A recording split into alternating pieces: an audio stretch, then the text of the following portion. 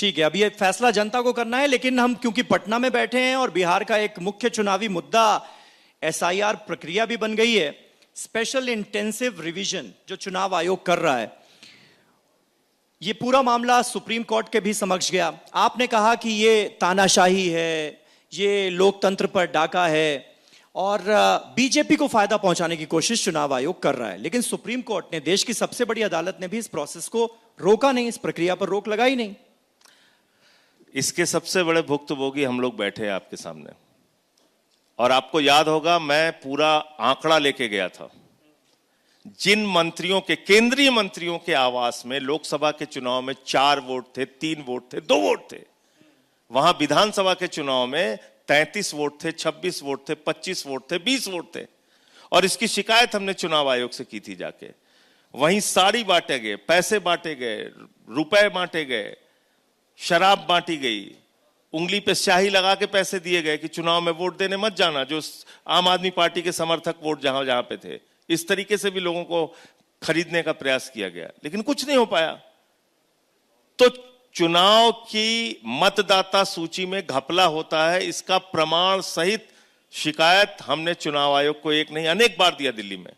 और पार्लियामेंट में जब मैंने सवाल उठाया तो नड्डा साहब खड़े होकर बोले ये सब तो बांग्लादेशी हैं। अरे भैया, मैंने कहा इनका नाम सीता है, इनका नाम राम नरेश है, इनका नाम विवेक है, ये बिहार से हैं, यूपी से हैं, 50 साल 40 साल से रह रहे, ये सब बांग्लादेशी हो गए।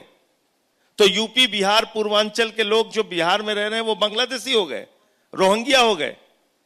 इस प्रकार की बात आप करेंगे। अब वही ये यहां पे लेके आए हैं। एसआईआर क्या है? मैं पूरी जिम्मेदारी से आपके चैनल पे कह रहा हूं, बिहार का चुनाव निष्पक्ष नहीं होगा, इसको कहीं लिख के रख लीजिए आप। यह मंशा पहले ही चुनाव आयोग ने जाहिर कर दी।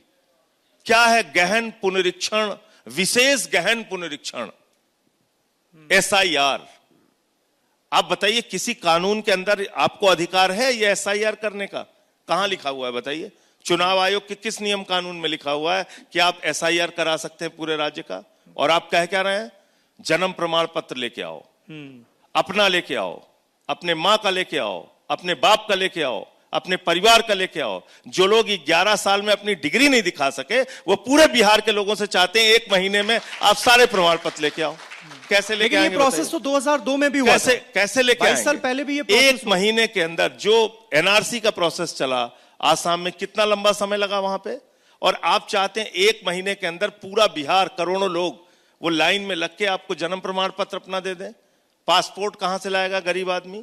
आपने जो चीजें आपने मांगी, और आप सोचिए कितनी हास्यास्पद बात है। आप कह रहे हो हम आधार कार्ड नहीं मानेंगे, हम राशन कार्ड नहीं मानेंगे, हम बिजली का बिल नहीं मानेंगे, हम अपना ही जारी किया गया वोटर कार्ड नहीं मानेंगे।